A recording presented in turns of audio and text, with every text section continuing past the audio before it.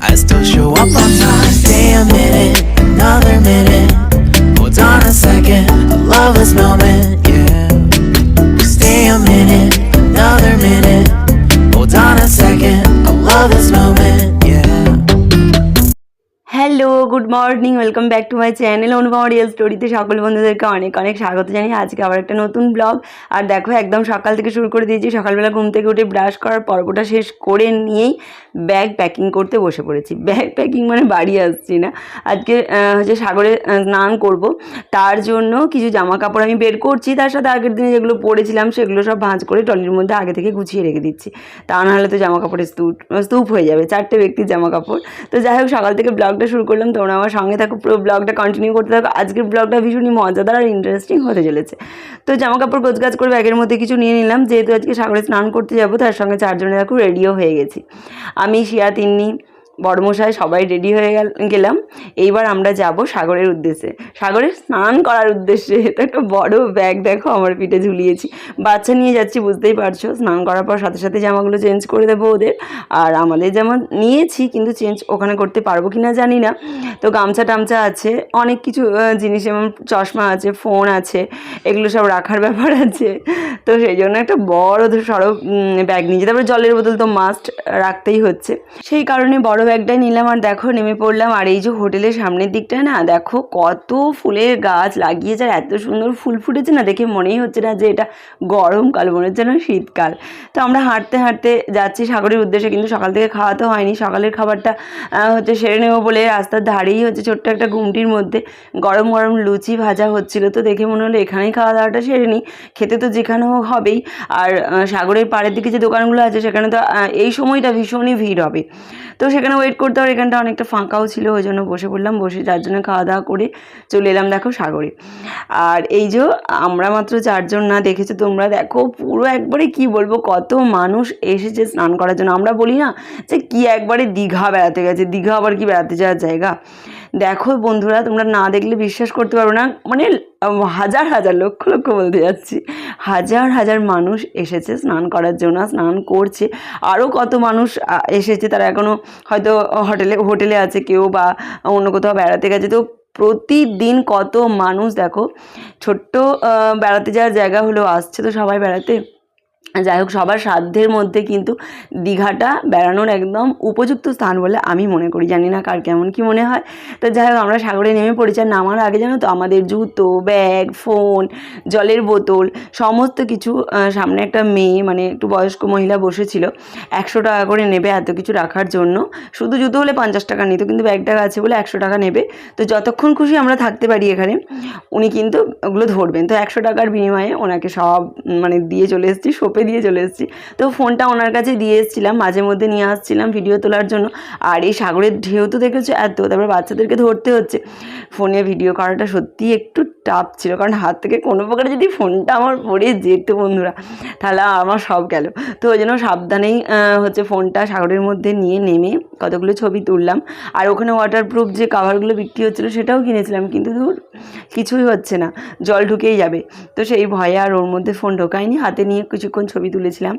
আর দেখো এই উত্তাল সাগরের ঢেউ, আমরা তো ভীষণ মজা করছিলাম। শিয়া তিন্নির মুখ বা ওদের আবভাব দেখে তো তোমরা বুঝতেই পারছো কতটা এনজয় করছে ওরা। আর আমরা তো ছোটোবেলাতে পুকুরে স্নান করেছি, কিন্তু এখনকার যুগে তো পুকুরে স্নান করা জিনিসটা তো উঠেই গেছে, কি গ্রাম কি শহর বলো।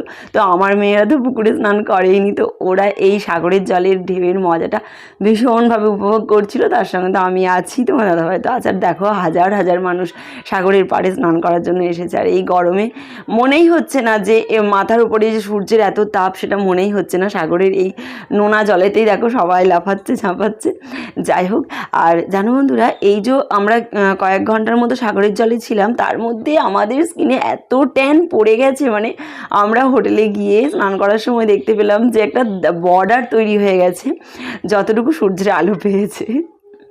আর এই যে দেখো বন্ধুরা, এই যে ঢেউটা আসছে না, ঢেউ আসার সময় মানে আমরা ওখানে এইবারে থেকেই বুঝতে পারলাম, যেহেতু বাচ্চা নিয়ে গেছি, তো ঢেউ আসার সময় না পিছন করে বসতে হয়। ঢেউয়ের দিকে মুখ করে বসলেই কী করে বলো তো, তোমাকে চিৎ করে ফেলে নাকের মধ্যে জল ঢুকে যাবে বা কোনো একটা বিপদ ঘটে যেতেই পারে। তো যত দূরই যাও না কেন পিছন দিক থেকে করে যেতে হবে, মানে ঢেউকে পিছনে রেখে রেখে যেতে হবে, পিছিয়ে পিছিয়ে। আর সবসময় পিঠ করে ঢেউয়ের দিকে দাঁড়াতে হবে, তবেই কিন্তু ঢেউটা উপভোগ করা যাবে।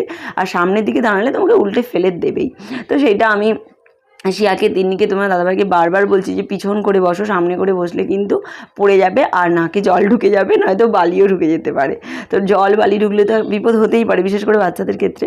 আর দেখো মাঝে মধ্যে তোমার দাদাভাই নিচ্ছিল ফোনটা ভিডিও করার জন্য, তো ও কিন্তু অনেক ভিডিও করে দিয়েছে।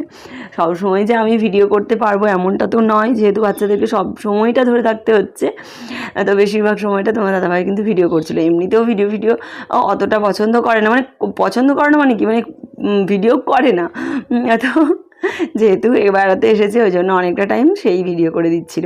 আর এই যে দেখো ঘোড়া, তো ঘোড়া তো প্রচুর আছে সাগরের পাড়ে, ওটা ওদের বিজনেস, আর আমাদের কাছে হচ্ছে একবার চড়ার ব্যাপার, তাই না? তো বাচ্চাদেরকে দেখো চড়ানো হচ্ছে। তো একবার শুধুমাত্র ঘোড়ার ওপর উঠে ছবি তুলবে, তার জন্য 100 টাকা। তো দুটো বাচ্চাকে চাপিয়েছি 200 টাকা, একটা বাচ্চা হলে 100 টাকা, দুটো বাচ্চা হলে 200 টাকা, চিন্তা করো তোমরা। তো বললাম যে ওরা তো শুধু ছবি তুলবে, কোথাও তো বেড়াবে না, তো 100 টাকায় না, ওনার নেবে না, 200 টাকাই নেবে। আমাকে অবশ্য বলেছিল যে আপনিও চাপতে পারেন, কিন্তু না বাবা, জন্তু জানোয়ারের পিঠে চাপতে গেলে কোথায় কি ফেলে দেবে। আমি মেয়েদেরকে সারাক্ষণ ধরেই দাঁড়িয়েছিলাম। তো যাই হোক, ছবি তুলে নেওয়ার পর, আর আমাদের এখন ছবিগুলোকে তুলে দিচ্ছে বলতো, এই যে এখানে যে ক্যামেরাম্যানগুলো ঘুরছে না, ওদেরকেই বলেছিলাম যে দাদা একটু ছবিটা তুলে দেবেন।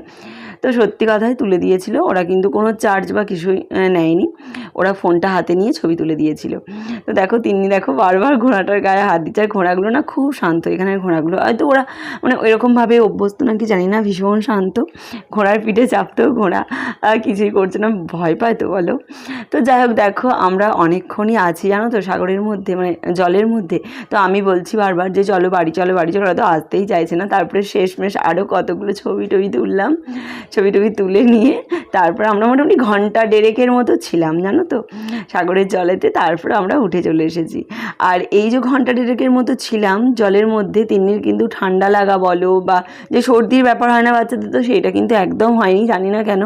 হয়তো প্রকৃতির এটাই নিয়ম যে সাগরের জলে ঠান্ডা লাগে না বাচ্চাদের। আর আমার তিন্নি আর শিয়া দুজনে তো কি বলবো, আর ঝিনুক কোরানো থেকে শুরু করে সব মানে কিচ্ছু বাদ দেয়নি। তারপরে জলে ঝাঁপানো তো আছে, আর সবটা তো ভিডিও করা যায় না। আমরা জানো তো সাগরের একবারই সেই পার, মানে যেখান থেকে ঢেউটা তৈরি হচ্ছে বোধহয় সেইখান পর্যন্ত আমরা চারজনে গিয়েছিলাম, আমি তিন্নিকে নিয়ে আর হচ্ছে তোমার দাদাভাই শিয়াকে নিয়ে গিয়েছিলাম। তো একবার গিয়েছিলাম, বেশি গভীরতা বাচ্চাদেরকে নিয়ে যাওয়া উচিত না। তারপরে দেখো কতগুলো ছবি তুলেছি আমরা তিনজন মিলে, তিনজনে না চারজনেই তুলেছি। এই ছবিগুলো তোমার দাদাভাই তুলে দিচ্ছিলো, তো সেই ছবিও কিছু তোমাদের সাথে শেয়ার করলাম। তো এগুলো দেখো স্মৃতি হয়ে থাকবে, অন্য আর কিছুই না। আর দীঘা তো এমন কিছু বিরাট দূর নয়, আমাদের বাড়ি থেকে ইচ্ছা গেলেই আসা যায়। খুব কম টাকার মধ্যে মাত্র 2-3 দিনের মতো বেরিয়ে মন ভালো করার একটা ভালো জায়গা বলতে পারো দীঘার। এইবারে জানো তো আমরা বেশি দূর মানে অন্য কোথাও যাইনি, কোনো মোহনা টোহনায় যাইনি, কারণ মাত্র 2 দিনের প্রোগ্রাম ছিল আমাদের। এই সাগরের পাড়েতেই 2 দিন কেটে গেছে, বুঝতেই পারিনি। তো সাগর থেকে দেখো আমরা উঠে পড়েছি, এবার আমরা হোটেলে আসবো।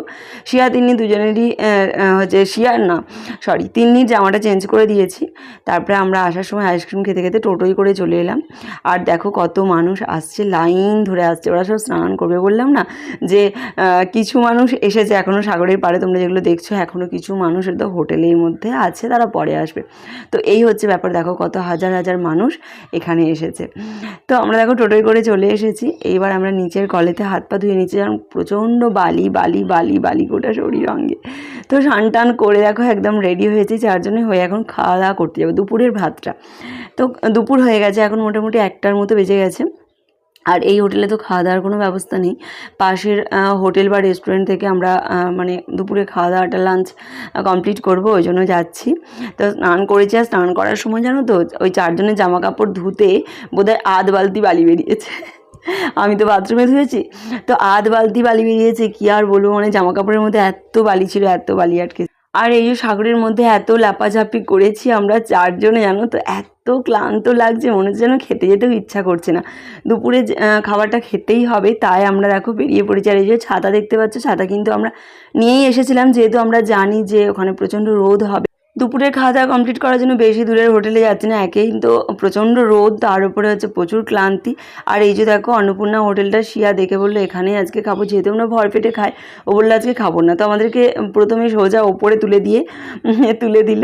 তো আমি দেখো এখানে মানে খাবার করছিলাম, তোমার দাদাভাই বলে কি আমাকে দাও, যদি দামি খাবার অর্ডার দিয়ে দিই, সেই জন্য কিন্তু নিজেই বেশি দামি খাবারই অর্ডার দিল। যাই হোক, এখানের খাবারগুলো কিন্তু ততটা স্ট্যান্ডার্ড কোয়ালিটির ছিল না, যতটা ভরপেটের স্ট্যান্ডার্ড কোয়ালিটির। হয়তো এখানে আমরা ঠকেই গেলাম, কিন্তু ঢুকে গেছি, খেতে তো হবেই বলো। খাবারগুলো না মানে অর্ডার দিয়ে না খেয়ে চলে আসবে, এটা কেমনভাবে হয়। খাবার খেতে খেতে তোমার দাদাভাই সমানে বলে যাচ্ছে একদম লো কোয়ালিটির খাবার দাবার। শিয়া বললো বলে ঢুকে পড়লাম, ঢুকে দেখো ঠকেই গেলাম, ভরপেটে খেলেই ভালো হতো। তো যাই হোক, আমরা হচ্ছে এই দুপুরে খাওয়া দাওয়াটা করে আমরা আবারও আমাদের হোটেলে চলে গিয়েছিলাম। তারপর দুপুরবেলা একটা লম্বা রেস্ট নিয়ে বিকালের দিকে আবারও বেরিয়েছিলাম। তো বিকাল থেকে পরের দিন পর্যন্ত কি করলাম না করলাম পরের ব্লগে তোমাদের সাথে শেয়ার করবো। আজকের ব্লগটা এতটুকুই, ভালো থেকো, পরের ব্লগটা দেখার জন্য অপেক্ষায় থেকো। Good night, tata.